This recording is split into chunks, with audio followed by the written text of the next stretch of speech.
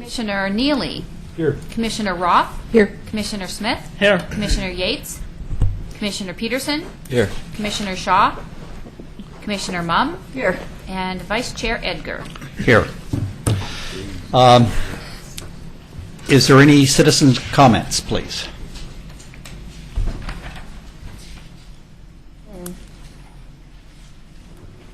Seeing none, shall we adopt the agenda? So moved. Second. No vote necessary. No Oh, motion. yeah. And the first of our general business is an active item called the Adaptive Reuse and Rehab Program Criteria. And we're going to have a staff discussion brought to us by Eric Underwood, our Economic Development Manager. Eric. Thank you, Commissioners. Tonight I'm bringing before you a draft of the criteria for the Adaptive Reuse Rehab Program as part of our Urban Renewal Incentive Plan. This program was put into the budget at the beginning of this fiscal year. However, criteria has never been developed to be implemented and to be used for application review and approval. So I have worked to develop this draft, and if we could, we'll just go through it and I'll explain some of the criteria. So the first page is the application itself. That was already in existence. It's been part of this document for the beginning of the fiscal year. Basically, what I worked on is starting at the third page. The second page is blank.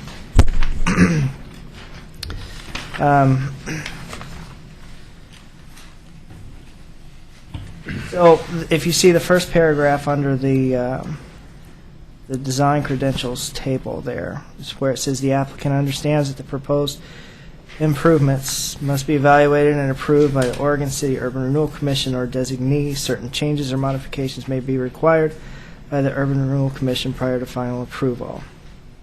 So I'm assuming that you've taken a look at this before the meeting, and so if you just want to glance it over, if you have any questions, we can go page by page. One question I have, do we ever identify whether or not an improvement kicks in a reappraisal? Because without a reappraisal, we really are not bringing any new tax increment. Could that ever be identified? Well, it could in the financials requirement that we have as part of the criteria. So it's the applicant's responsibility to show us a return on investment and the value that it would create for the district.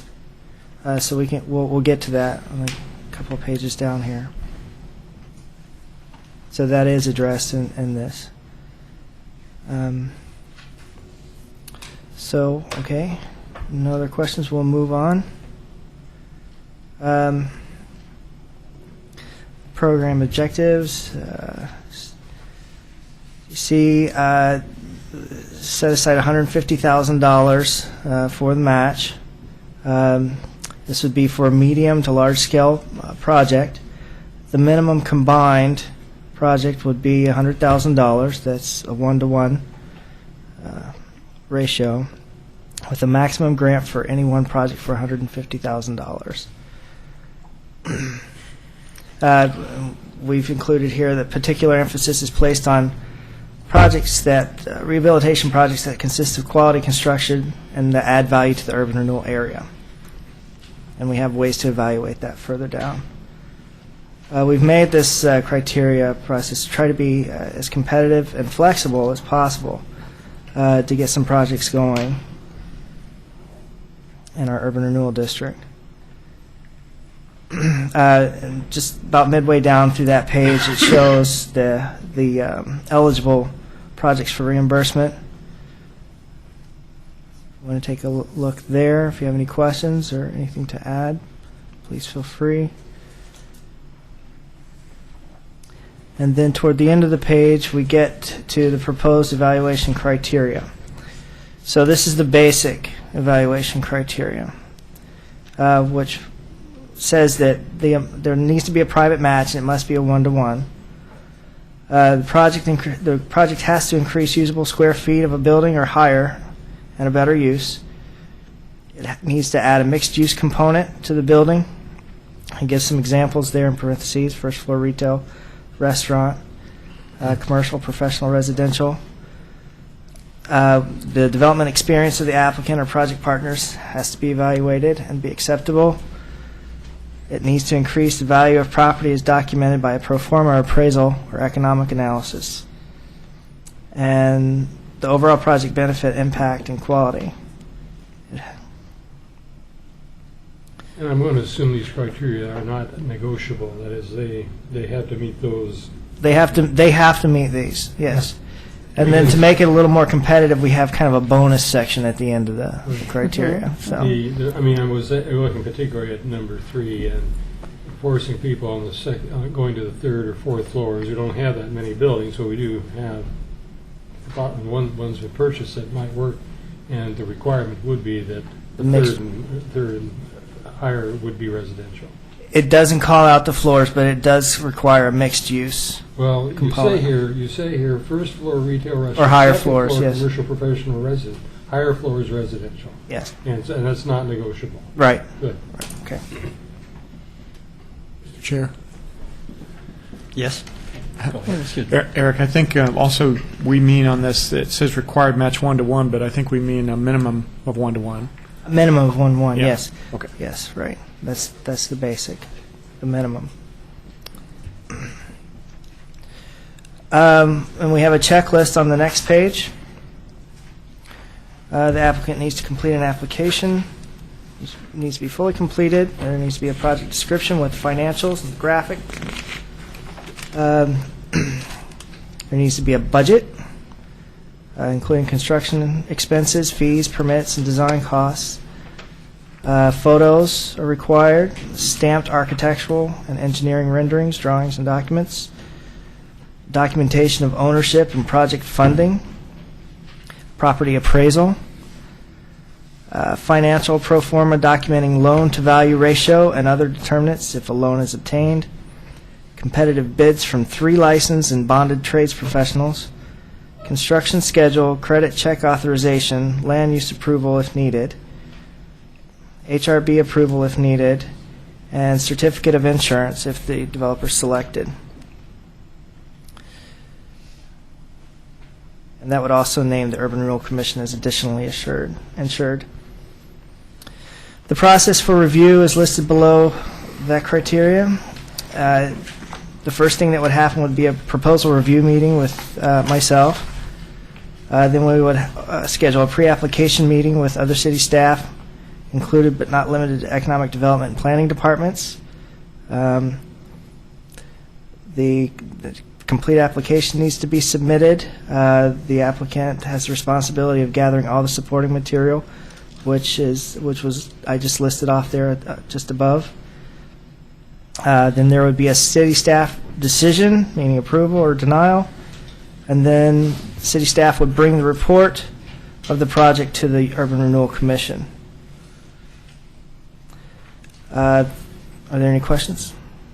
This one. Okay. Next page would kind of be through the evaluation. This is where we would document our findings.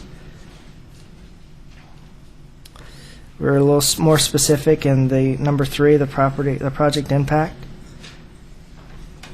It's kind of a point system. And then other additional notes is the last category there that we would make regarding the highlights of the project. And the next page would be the project evaluation matrix. This includes the bonus round. So this is where it makes the applications competitive. So the more points that the application brings in, the better the chances are that it'll be approved. So we have the private match. 1-to-1 is the minimum. And so you'll see they'll get 1 point for a 1-to-2, 2 points for 1-to-3, 4 points for 1-to-4, and 8 points for anything greater than a 1-to-4 ratio. And you can just go down the list and see how the points are scored there. And so, kind of emphasizing the residential units, we've included that as a bonus category. LEED certification, they get more points if they're platinum as opposed to just certified. We evaluate the developer. It should be developer experience, and the job creation, which I think is an important factor to consider creating value downtown. And then adds to the property according to return on investment and capital rates, or pro forma. And that's it in a nutshell. And so this will need to be approved before we can actually implement it and begin accepting applications. We'd like to be able to use this. I know we have some projects that are eager to get going, and we'd like to be able to use it before the end of the fiscal year to show that it does work. So I'll just turn it over to you. How much money do we have dedicated in the budget for this? $150,000 Total? Yes. In the current budget. Yeah, this was the first year of it. First year, okay. Well, do we hear anybody want to make any motions or anything to move ahead, or what should we do? You're one short of a quorum, so you can't have any motions voted on tonight, but you can tell us your consensus opinion about the criteria, and then we can bring those back for a vote. I was just going to ask one question. It may be that, the total points here might make it sort of moot, but if in fact, say they're doing the third, fourth floor residential, they're not necessarily creating any bonuses. Any points there in terms of jobs. Not in terms of jobs, no. Right. Is there any bonus given for residential? Yep. Yes, there is. And there is, and I want to go back there and look at that. Okay, it is Right there. the second row down. Right, okay. The only thing that I'm looking for is I would still like to see where we reflect that this creates a condition where a reappraisal exists that creates new tax increment. It's more than just when we get down into that pro forma. It's kind of like whenever we're out there, we're doing a lot of investments to try to create a better community, but many of the investments don't actually create the corresponding tax increment over and above the 3% that statutorily is added on de facto. And so if something actually goes greater than that, that to me adds point value and is an important element to saying, hey, we're going to get a payoff over and above coming back in new revenue to the urban renewal. I think one of the ways to review that is just to it would cost us money. I don't know if we can require the developer to get a reappraisal of the property after it's done. I think we would have to do that if we want to do that. But isn't there a percentage of the projected cost or improvements that in sense creates those conditions? What I would recommend that we call the Clackamas County tax assessor and see what percentage of an improvement to a building triggers a reassessment of the property value, because there are certain triggers. Minor improvements to a building aren't going to trigger an assessment, a reassessment. But if we get into something where we identify that it's a more than this minor improvement, and we get into that percentage, and it's something we can identify, to me that's point value. I don't know. I don't know what triggers it. I don't have the specific percentage or value invested. We can do a little more investigation to see what would trigger. The other thing you might think about is that these are your general criteria, and every one of these applications is going to be a little bit unique.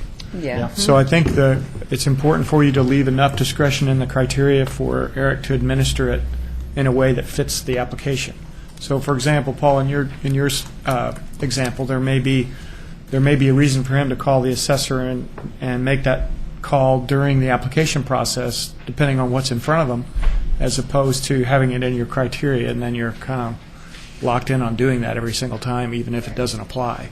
So you may want to give Eric some discretion on that with the criteria. Okay.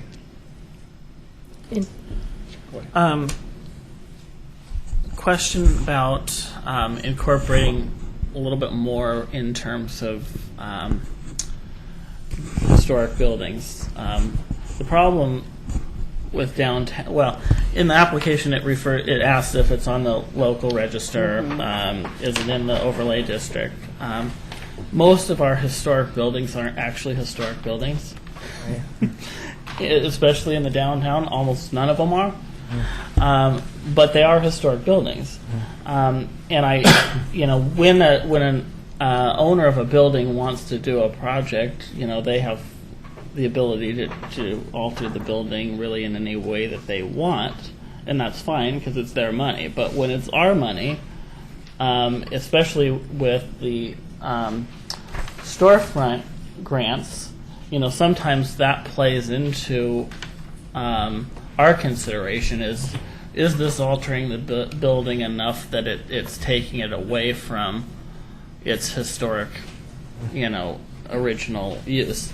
I could see that happening in the interior almost as much so, maybe a little less, but if there are key buildings where projects are coming forward to us, I guess it would vary on each building.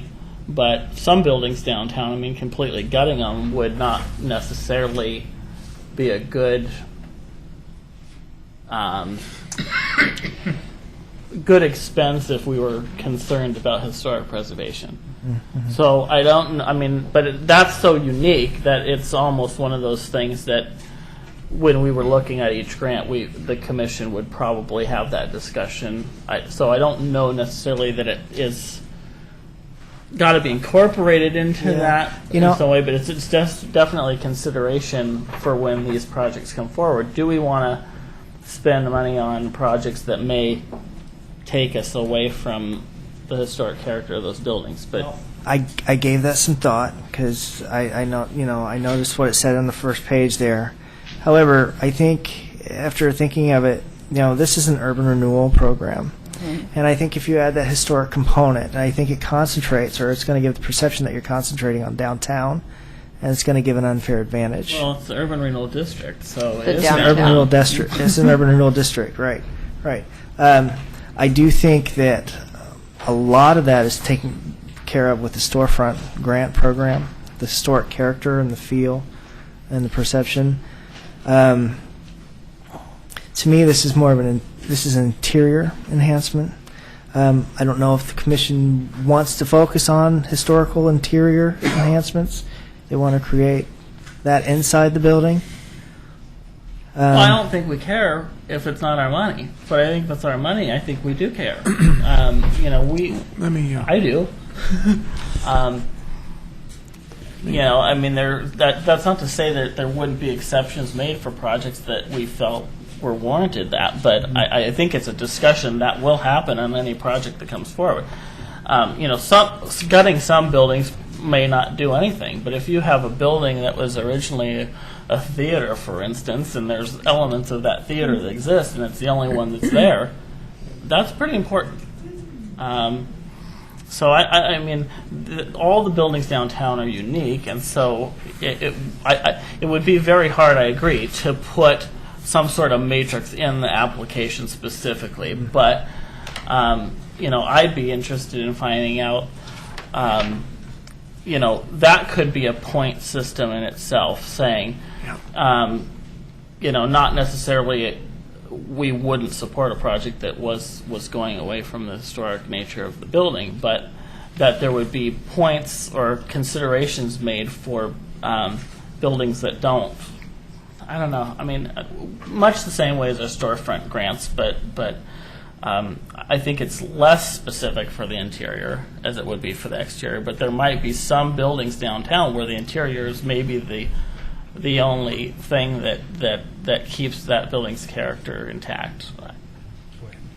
But it's so diverse. It is hard to. I was trying to think of what criteria you could use. For example, anything in our local inventory that's judged by by our what's our board? Historic Review Board. Right. Is strictly exterior. I mean, the only, as far as I know, the only restrictions are those that come on the National Register. Now, some of those buildings might qualify, and if that were the case, we could get points of going on the National Register, maybe something like that, where I do believe they have some criteria in terms of the interior as well as the exterior of the building.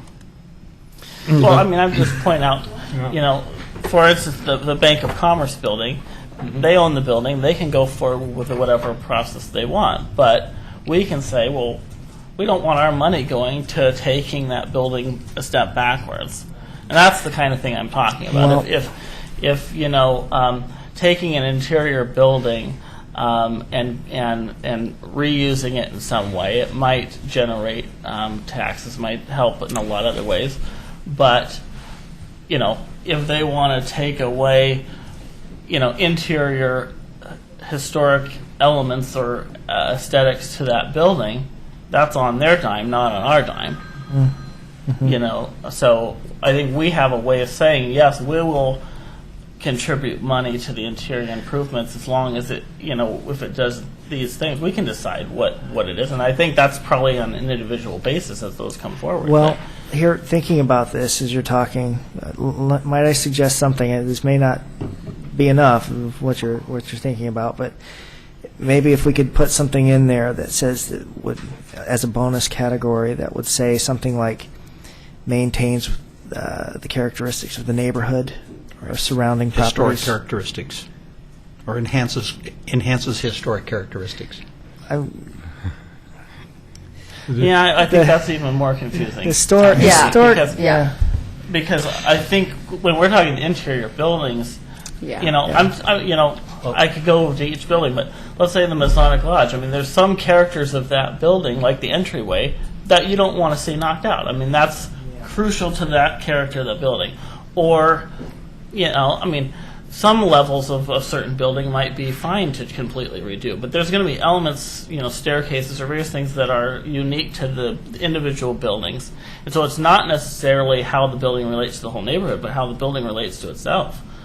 And I'm not saying that we wouldn't support a grant that changed the interior of the building, but we can say, yeah, you can pay for this if you want to do that, but we're going to pay for these things. When it's our money, we have the say of where our money gets spent.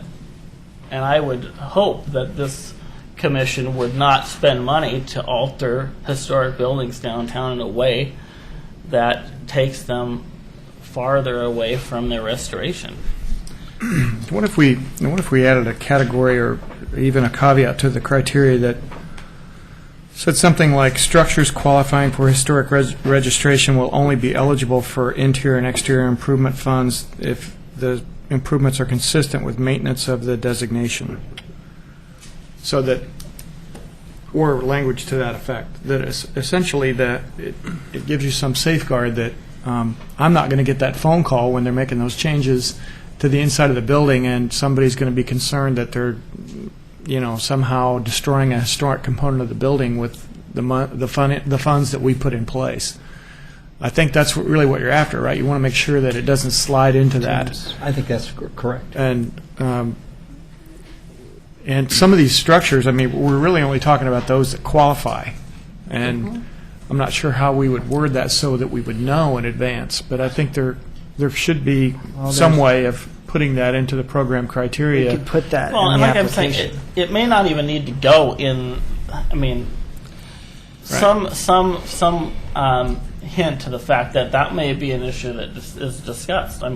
It may not be a part of that application or anything, but when it gets to this level, I'm sure. Well, I think it should be, though, so that way the owner and the staff know that is a criteria right up front. Look, if you've got a historic building, everybody who has those knows that there's usually a higher level of scrutiny. Right. But I they guess may my not be concern thinking is about broader that. than Yeah. When we say historic buildings, we don't have any historic buildings downtown. And I understand what you're saying. Building, So we can could say write it historic for. buildings, and it says, "Oh, well, we're gonna." I don't mean restore it. that way. We're I gonna mean keep buildings of a downtown. certain age, Right. or a certain character. There's a way to classify them because I mean, it's hard. I know to what you imagine mean we by don't have historic. any You don't mean building officially plan, but we designated. don't, You mean technically. historic because they've been here a long time. Yeah, Right. and we could write the definition of historic for this program that way. So if it's a building, for example, older than 50 years, we could add that criteria in there that there has to be some review of the Yeah, I interior don't and think exterior. it has to be complex or very Right. complicated, but it needs to at least be. I see thought about. what you're after. Is there a mechanism, I'm sorry. Go ahead. No. Is there a mechanism where we could have the Historic Review Board actually review that particular aspect of it? I mean, it's going to be very difficult for the Urban Renewal Agency to do it. Absolutely, it is. Yeah. In fact, it's in the checklist for the application. Yes. But, you know, We I do it think, for the storefront grants. yeah, the feedback, you know, again, you're not going to make a decision tonight. The feedback you're giving us, I think Eric can work on these criteria a little bit more to intertwine some historic components in there or some review by the HRB.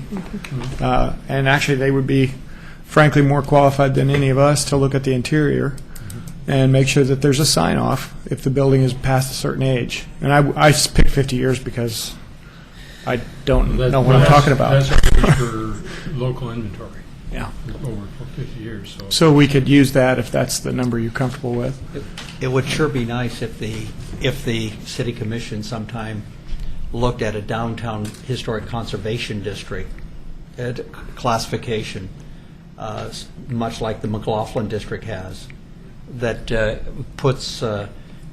allows people whose only job is to maintain historic preservation goals as kind of like our eyes and ears, and giving critical thought to it, and it could be a move that would give us better control over historic review process and create just a new conservation district that encompasses downtown. Mm-hmm.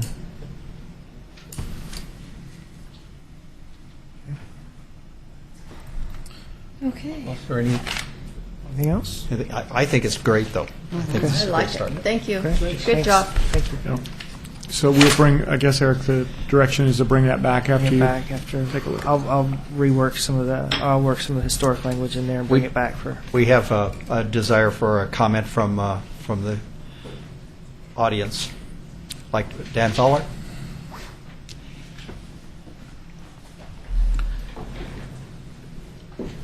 Good evening. Dan Fowler, Oregon City. Just a couple of quick comments about some questions.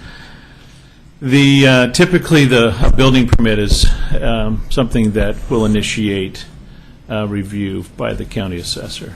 I've had the county assessor at one of my properties when we changed the water heater because we had a mechanical permit. And I laughed. I said, "You've got to be kidding me." And they said, "Well, it's kind of a slow week." I said, "You really got to reassess? I mean, the reappraise our property." He said, "We'll probably submit something." And then we've had another when we renovated the space where the florist is across from the Abernathy Center. They reappraised that property, and my taxes went from $3,000 to $12,000. So you are getting more increment upon building permits, and that is something that in my those I won't get into the details. But anyway, building permits we do applaud trigger. you. Building permits do trigger. But what I will say is, I would not want city staff or anyone calling the assessor to encourage them to come to a private property and reassess it. I think the process needs to work. That would upset me as a property owner if somebody initiated a review. I'm okay with the public process working, but I don't think I would do it any other way.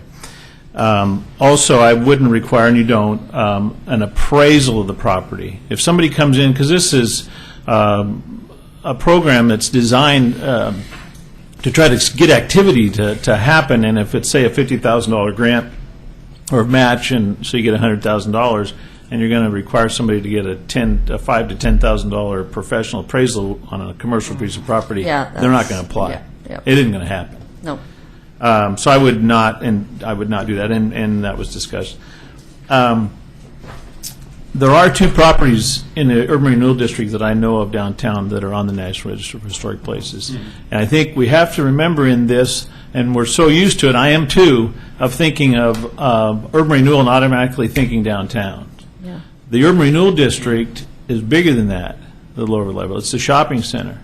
It's over by the pizza parlor on Redland Road. It's a lot more than that. And if somebody came in from the Oregon City Shopping Center who had the opportunity to change an economic environment down there, bring in a Trader Joe's, and they needed $50,000 to do a new storefront or to do something that would entice them to come in and they would cause more employment, that might be an applicant that changes the use of that, brings in a little more different type of retail that might meet some criteria, and you might say, that is exactly where we want to put 50 grand if that could happen in our community.